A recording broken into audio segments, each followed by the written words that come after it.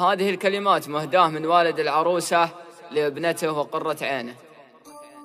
هذا القمر لا من حضر غموم طرب قدومها، الورد فتح والزهر من فرحته بحضورها. يا بدر في نصف الشهر عم المداين نورها، ما كان على البيداء بشر متميزة عن غيرها.